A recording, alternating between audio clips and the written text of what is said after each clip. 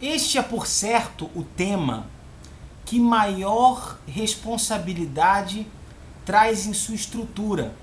Eis que falar a respeito de Jesus Cristo para o Espiritismo não só é impossível esgotar esse tema ou aproximar de uma explanação satisfatória no espaço de um vídeo, como senão que a responsabilidade é grande, da qual não me furto, eis que é necessário que todos os que possam ter acesso a este vídeo conheçam quem é, e não quem foi, mas quem é de fato Jesus Cristo para o Espiritismo. É preciso que tracemos uma linha temporal para compreender este fenômeno e para entender por que o Espiritismo se põe e se coloca com plena razão como cristão.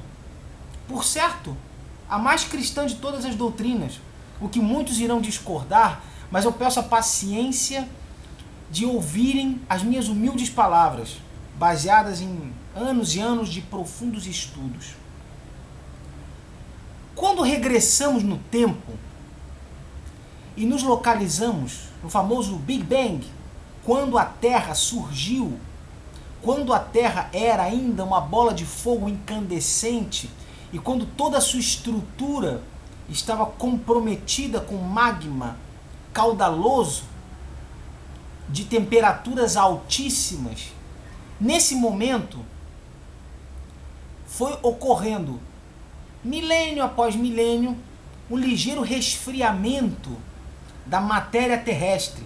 Eis que o resfriamento não foi total até o dia de hoje, pois no centro da Terra ainda temos material de altíssima temperatura, que é sabido de todos. A pesquisa sobre o Big Bang não é uma pesquisa fortuita, é uma pesquisa científica. A análise do surgimento do planeta Terra é científica.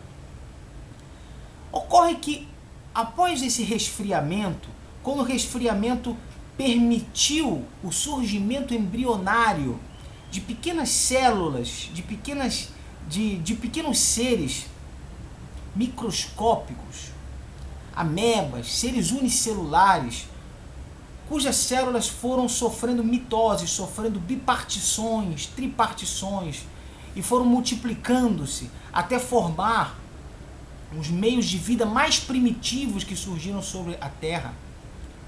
Cabe colocar um ensinamento que o Espiritismo nos traz de forma categórica. No momento em que a Terra era uma gigantesca bola incandescente de fogo, no momento em que surgiu o planeta, há cerca de 4 bilhões e meio de anos passados, Jesus Cristo já era um espírito puro, um espírito crístico, encarregado diretamente pela criação divina, que nós chamamos, por falta de uma definição mais precisa, chamamos de Deus. Foi encarregado Jesus Cristo, diretamente por Deus, para cuidar da direção, do governo do planeta Terra.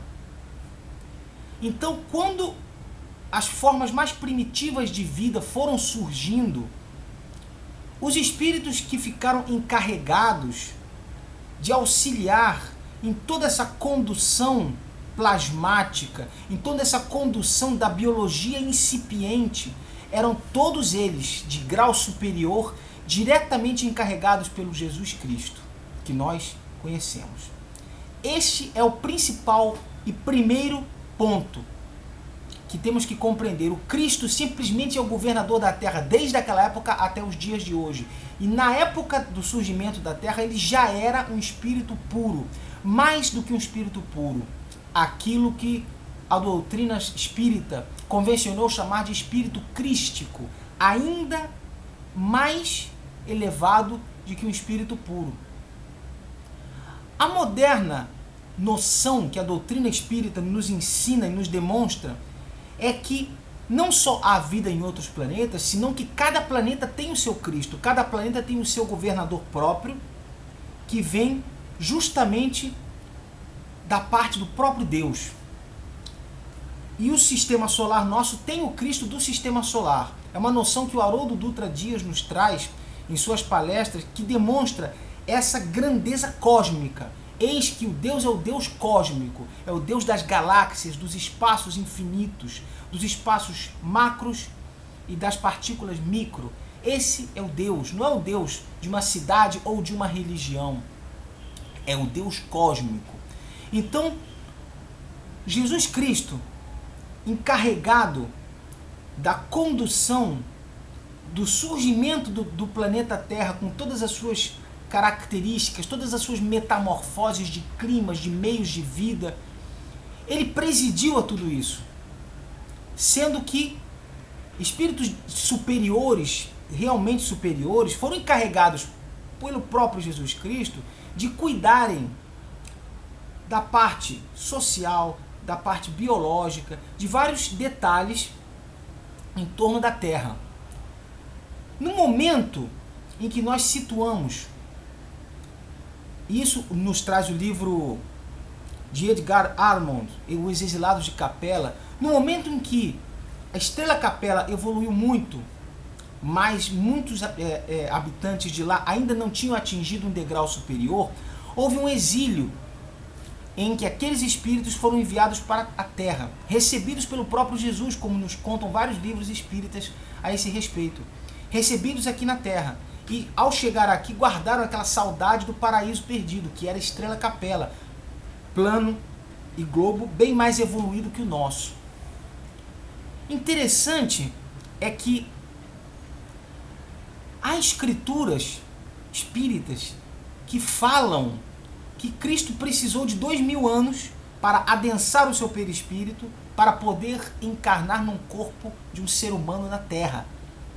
E ele o fez no momento exato em que necessitava um impulsionamento do desenvolvimento moral do planeta. Eis que Moisés já havia vindo milênios antes, justamente para desenvolver aquele povo extremamente rudimentar.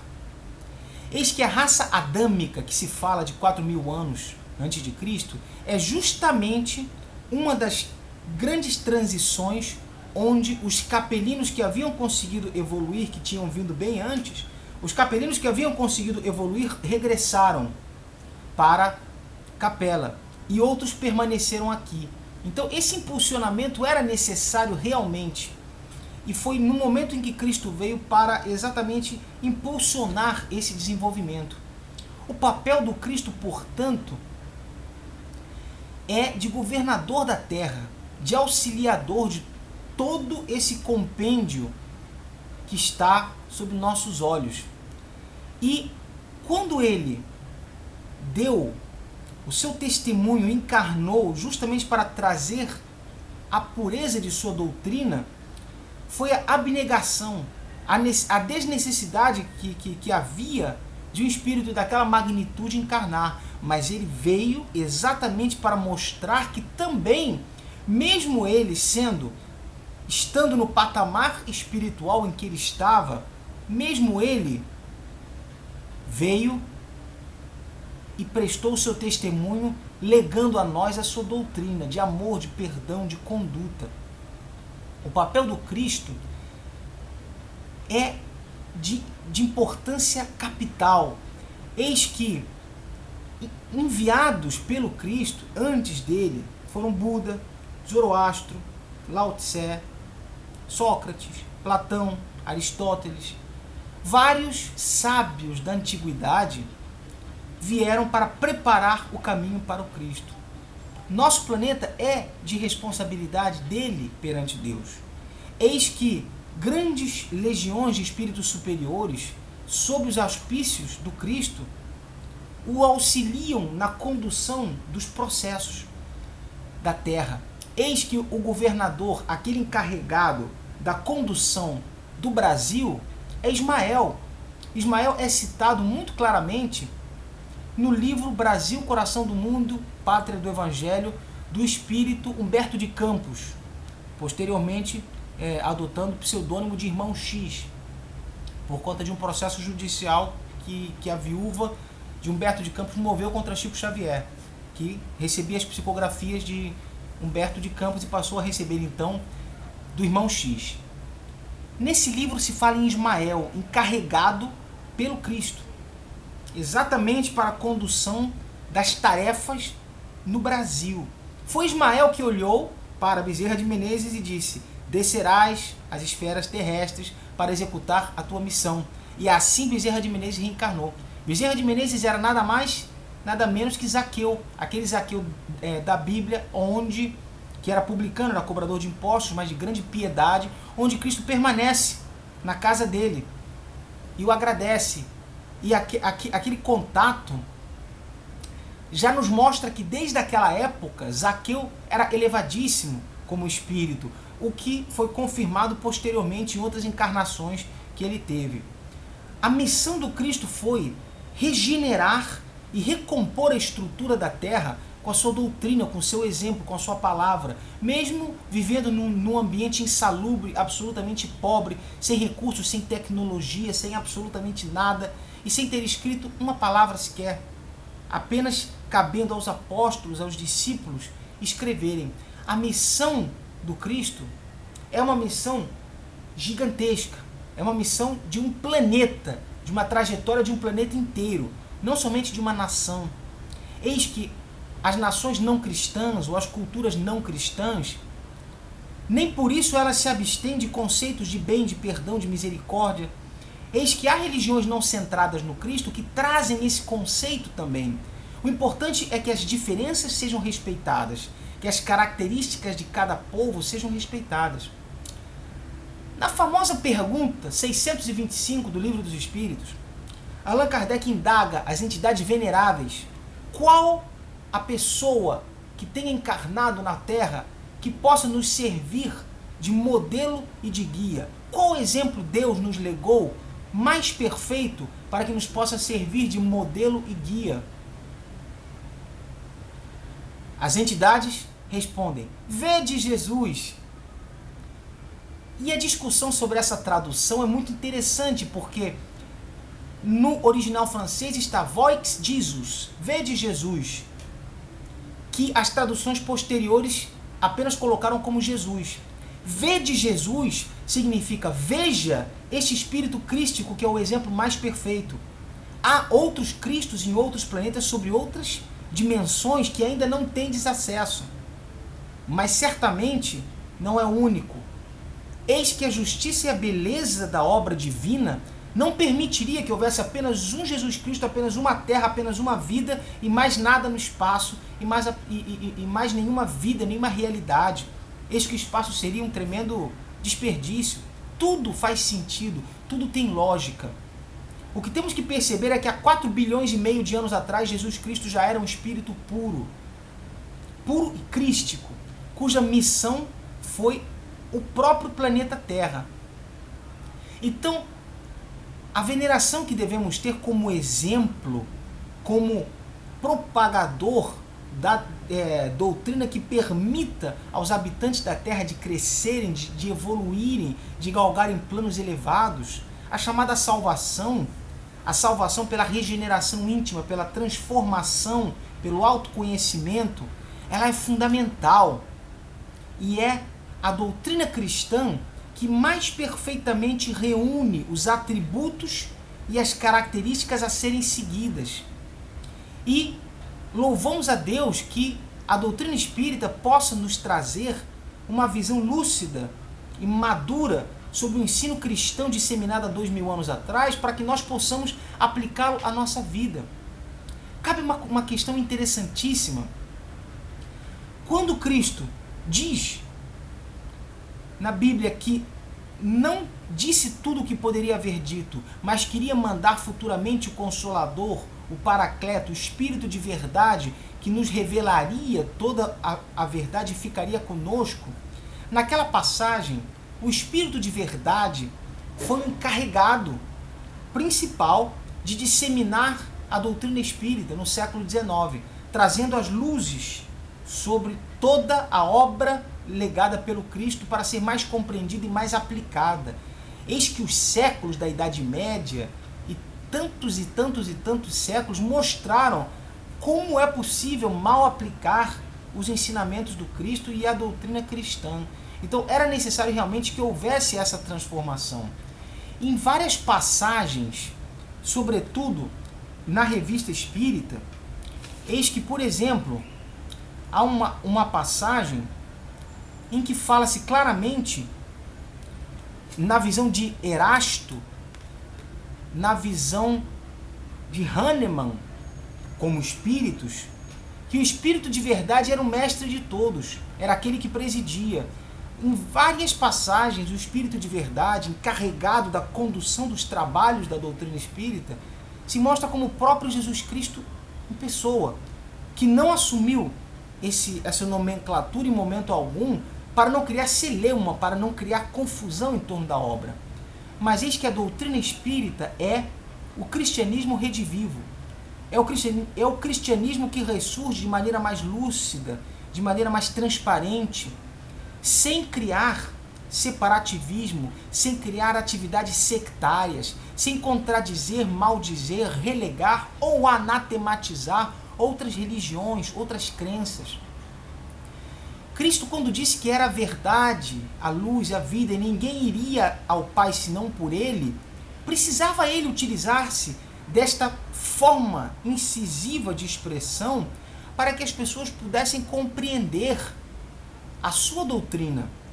Mas eis que Cristo jamais relegaria ao abandono, ao degredo, ao expurgo, todos aqueles que não se fiassem, como por exemplo os budistas, não se fiassem na palavra ou no nome do Cristo, mas que procurassem uma postura de mais harmonia, uma postura mais ética, uma postura de mais perdão, de semear mais a tolerância, o bem. Eis que o bem, o amor, essas características benéficas não têm propriamente uma religião.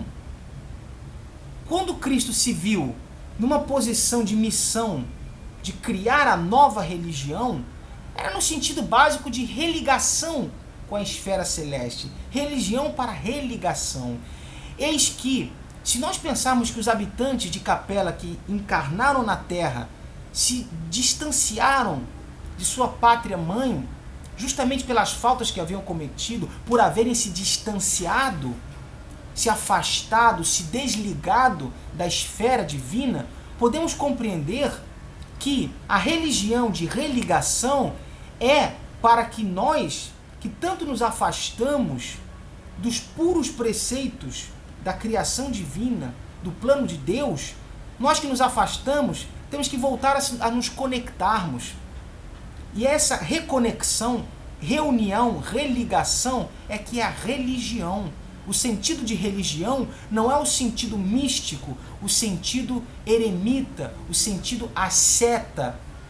É o sentido de religação com a esfera superior. Esse é o ponto que mais se destaca. Então, quando Cristo fundou essa ideia de religião, queria Ele que a nossa conduta, a nossa realidade íntima, servisse como apoio para um crescimento espiritual, para o acúmulo cada vez crescente de patrimônio espiritual, de qualidades morais, de qualidades intelectuais, de dons individuais, de acúmulo de bondade, de acúmulo de gratidão, de acúmulo de boas ações, bons pensamentos.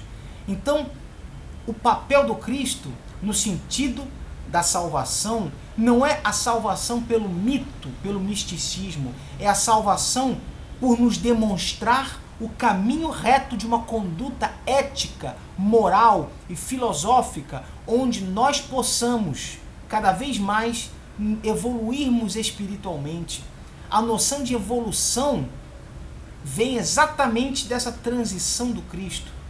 E a doutrina espírita faz com que todos os pontos da doutrina cristã se liguem e façam sentido, em que possamos compreender quando Cristo nos conclamava a essa postura de conduta, quando ele dizia que nenhuma das ovelhas seria perdida, o que exclui a ideia de inferno eterno, penas eternas, exclui a posição antropomórfica em forma de homem, de Deus, como se Deus fosse um senhor com uma barba ou com uma roupa. Não, é o Deus cósmico, é o Deus misericórdia, perdão, é o Deus de amor, que não pode condenar a sua criatura ao exílio eterno, ao inferno perpétuo, às penas e às dores eternas. Eis que Deus não criou o mal, ele criou o bem. A ausência do bem deixa surgir o mal, assim como não existe o escuro, o que existe é a ausência de luz. A ausência de luz cria a escuridão. A escuridão é apenas a ausência de luz e não uma entidade separada. Então, Deus criou o bem. Nós é que ao não praticá-lo e ao desrespeitá-lo, criamos como consequência aquele remédio contrário à nossa atitude, que para nós é amargo, mas que é a consequência da nossa conduta. Então, devemos respeitar todas as diferenças culturais, devemos respeitar crenças diversas, culturas diversas, pessoas, nacionalidades, crenças que, não obstante não se centrem na figura do Cristo, adotam frequentemente a sua doutrina sem perceberem. Eis que o importante é o bem, o importante é rumar nesse sentido de evolução e de criação espiritual. Cristo, portanto, é mais que um espírito meramente superior, é muito mais do que um espírito meramente puro, é o governador da terra, o exemplo mais puro e mais perfeito de elevação espiritual, que raríssimos de nós que tenhamos encarnado nesses últimos 2000 anos, raríssimos e raríssimos, podemos ter condições de futuramente atingir um nível evolutivo capaz de percebê-lo. Eis que o patamar onde se encontra o Cristo é assaz elevado, mas ele precisava fazer aquele esforço sobrenatural de reunir forças para reencarnar. É realmente uma responsabilidade tamanha falar-se sobre o Cristo. Eis que tornou-se um assunto desgastado na atualidade, onde muitas doutrinas levantam bandeiras de serem as donas absolutas da palavra do Cristo. Alguns autodenominam-se verdadeiros seguidores, praticamente o braço direito do Cristo, para não usar nomenclaturas como missionários ou ministros, etc., ou outras nomenclaturas, sem querer fazer referência a nenhum tipo de religião. Mas a verdade é que o papel do Cristo foi profundo no desenvolvimento moral do planeta. Para o Espiritismo, o Cristo é exatamente esse exemplo de bondade, esse exemplo materializado daquilo que nós devemos perseguir, de conduta, de moral, de perdão, de abnegação. Ele simplesmente materializou aquilo que, em palavras, seria um pouco vago para nós que até os dias atuais precisamos de exemplos materiais.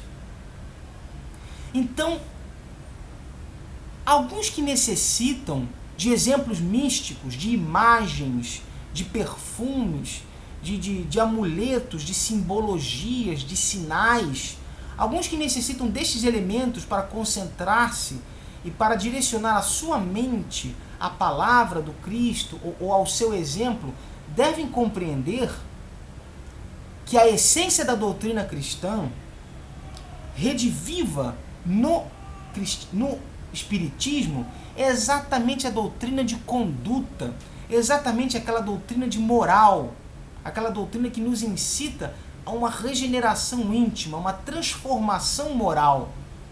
Quando adotamos a Jesus Cristo, temos que adotar a postura moral e não a postura meramente mítica, do mito, do místico, daquela idolatria vazia. Jesus é para ser amado no seu exemplo de conduta e não para ser cegamente idolatrado de forma vazia. Então, no momento em que estamos agora de transição planetária, do qual falarei em outro vídeo, no qual espíritos de grande envergadura moral estão reencarnando e aqueles mais atrasados não estão mais reencarnando na Terra e sim em planetas inferiores ainda à Terra, nesse momento de transição planetária, onde as coisas vão paulatinamente se modificando, sobre o qual 2012 representa um ponto nevrálgico, é um ponto onde essa transformação começa a se fazer um pouco mais acentuada. É um momento em que o Cristo também está ativamente participando, está em suas mãos todo esse processo, todo o equilíbrio sísmico, de cataclismas, de transformações, de tsunamis, todo o equilíbrio natural, biológico, geológico do globo, todas as transformações, tudo que acontece está sob o comando de espíritos superiores que estão sob a égide do Cristo. Esta é a função, o papel nobre dele, que pelo menos numa primeira análise possamos entender dessa forma. É muito complicado para nós, com os parcos sentidos que possuímos, compreendermos como funciona todo esse mecanismo, mas pelo menos alguma coisa podemos ter acesso. Podemos ter acesso, como exemplo e resumo, de que a conduta é o ponto principal. É na conduta, no exemplo, na vida que deixamos aqui, que se patenteiam as nossas qualidades morais e o patrimônio espiritual que legamos após a desencarnação. Falarei em outra oportunidade sobre o Cristo, eis que o tema não se esgota, é impossível de ser esgotado. Mas é ele, o Cristo, a figura angular da doutrina espírita. É justamente o exemplo maior, é justamente a palavra profunda que ampara todo o ensinamento da doutrina espírita e que faz uma perfeita conjunção para que às luzes da modernidade possa o ser humano moderno compreender o cristianismo de Cristo sobre uma visão menos sectária, uma visão menos estigmatizada, menos preconceituosa, mais científica, mais concetânea com as transformações da ciência do século XX e do século XXI, mais lógica, mais coerente com todas as transformações sociais e todas as realidades jurídicas, antropológicas, sociológicas que se descobriram. Cabe colocar como tema, entre parênteses, que a famosa e genial e revolucionária obra que tratava da evolução da espécie, de Charles Darwin, ela data de 1859, 2 anos, portanto, após a publicação do Livro dos Espíritos, que já trazia todas essas ideias de forma embrionária. De forma embrionária e, em alguns pontos, muito bem desenvolvida. Eis que poucos sabem que Kardec,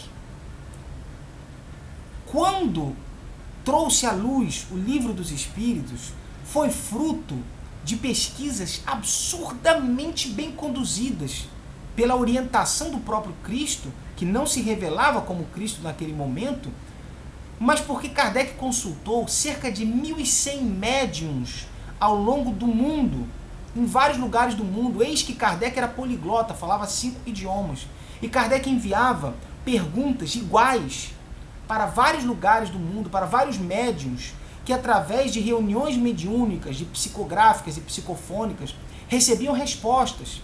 Milhares e milhares e milhares de respostas eram analisadas por Kardec sob um crivo muito profundo e muito sério de razão, procurando extrair a essência das mensagens, a linguagem, todos os elementos que pudessem caracterizar a mensagem como uma mensagem de nível superior espiritualmente, de espíritos mais elevados. Eis que os espíritos são as pessoas que nós fomos na Terra.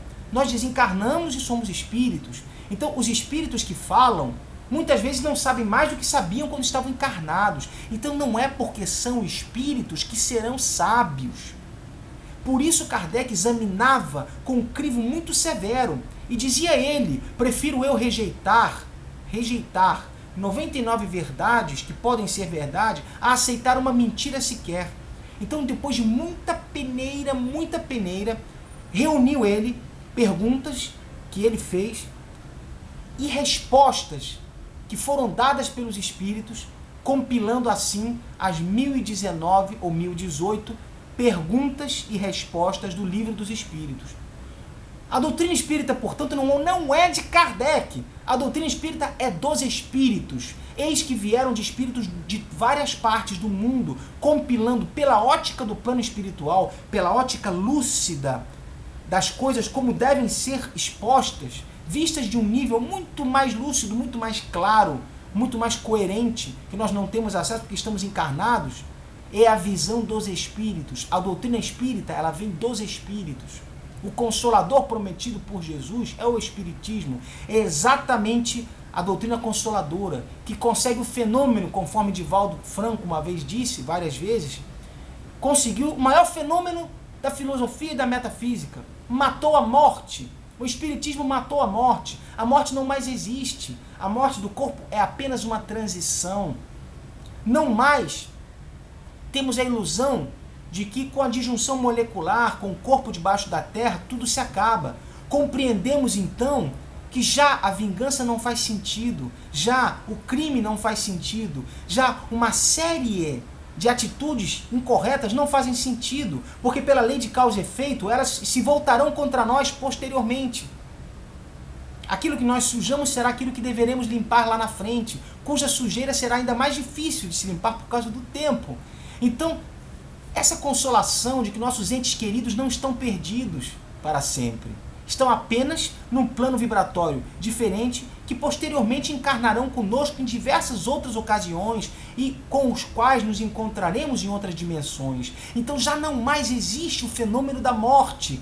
Já não mais existe o fenômeno da perda do conhecimento. Já não existe mais a impressão de que estudamos e a qualquer momento a desencarnação nos leva e que perderíamos o fruto tanto das obras que construímos, como o fruto dos ensinamentos da cultura, do bem, das simpatias, do amor que disseminamos, de todas as lembranças e todas as obras, tudo aquilo que fazemos, não se perde. A doutrina espírita nos mostra que o espiritismo é cristão porque o Cristo nos trouxe um complexo perfeito de posturas benéficas, destruindo em parte aquela noção de olho por olho e dente por dente de Moisés e construindo uma doutrina de amor, onde nós agora temos essa doutrina de amor explicada mais cientificamente. Por que o amor? Porque o amor é o único que vai semear em nosso futuro. Não temos mais as dúvidas que existiram durante séculos.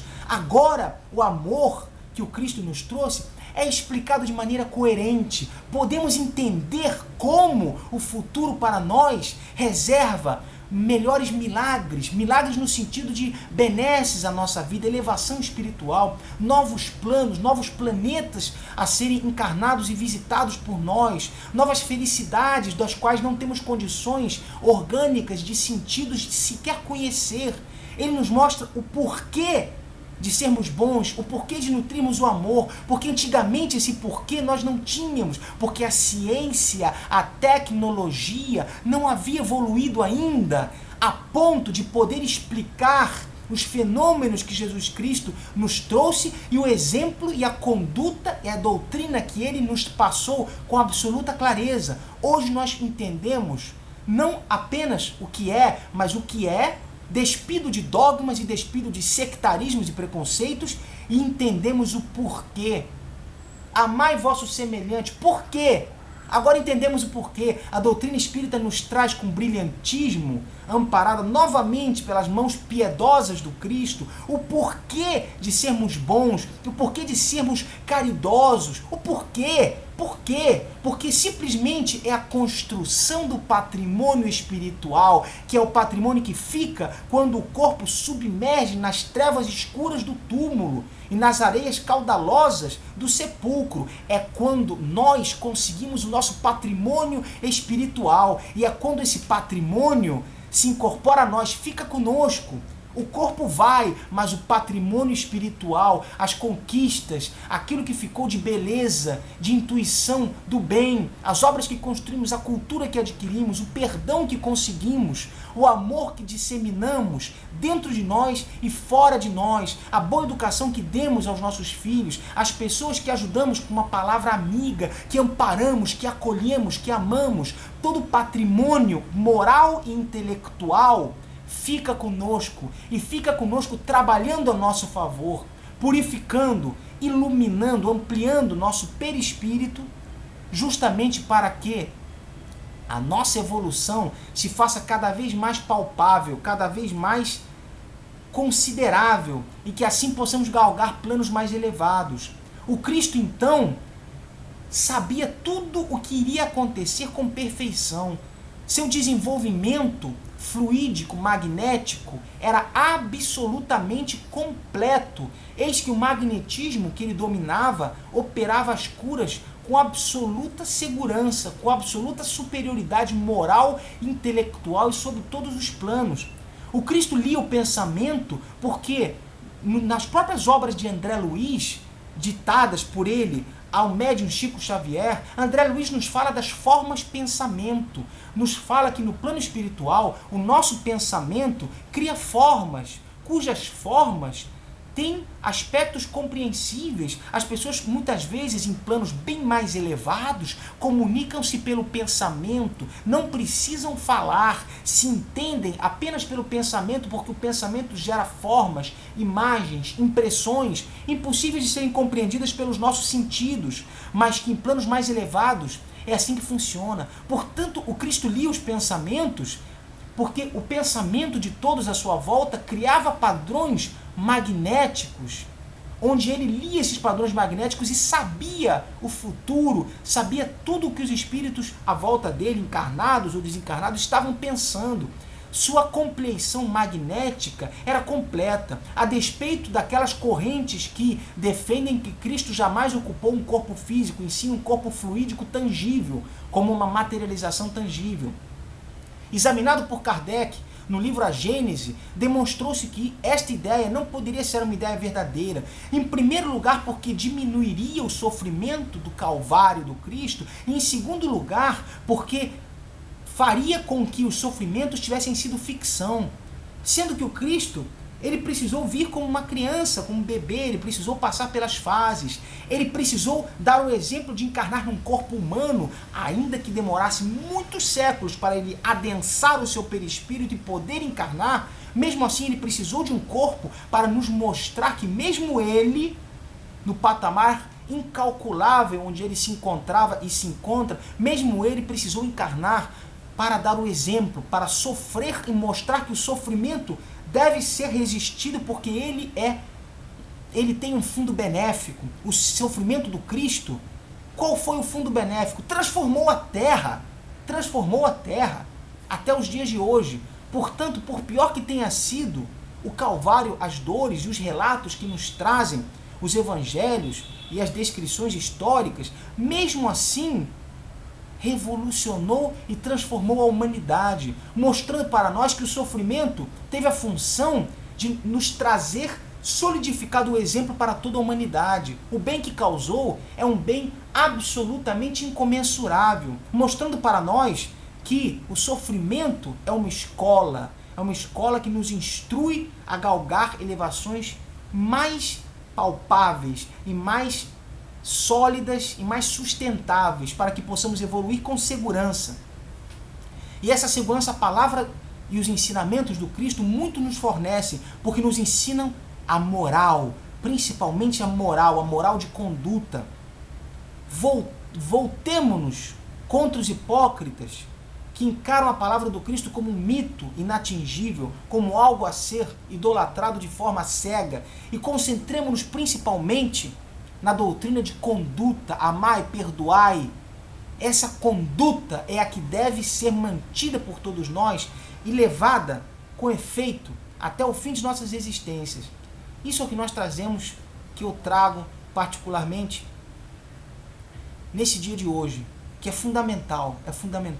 Naturalmente falaremos do Cristo inúmeras vezes, que é necessário. Mas tenhamos noção, todos nós, de que a doutrina espírita, além de ser o verdadeiro cristianismo redivivo, é a forma mais original, mais pura, em que a pulcritude, a pureza, a originalidade do ensino do Cristo é trazida em toda a sua plenitude, com toda a sua grandeza e magnitude moral, de forma que nenhum trecho fique obscuro, de forma que todas as expressões, e isso se vê no Evangelho segundo o Espiritismo, onde as palavras e as expressões aparentemente controvertidas, como odiai vosso pai e vossa mãe, e etc., essas expressões são explicadas pelo Espiritismo, porque o Espiritismo visou, como terceira revelação, mostrar que tudo no cristianismo faz sentido. Ainda as expressões como pobre de espírito e ainda outras expressões que aparentemente seriam controvertidas, todas elas fazem sentido.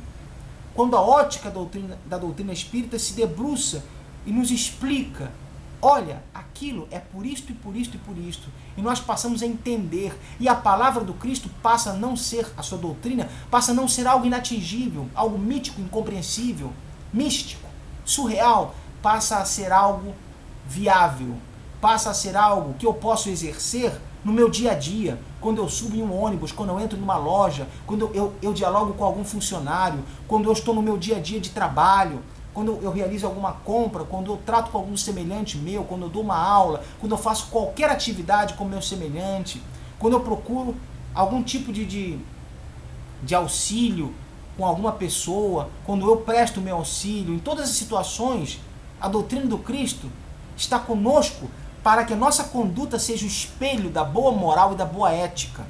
Aos ateus e aos agnósticos que porventura, por uma casualidade, tenham conseguido chegar até esse momento do vídeo, é importante que, se vocês possuem a ética e a boa conduta, já são melhores do que muitos que se dizem cristãos e não seguem a doutrina ética, moral e filosófica que o Cristo legou a todos. Vocês muitas vezes são melhores do que eles, porque vocês trazem em sua conduta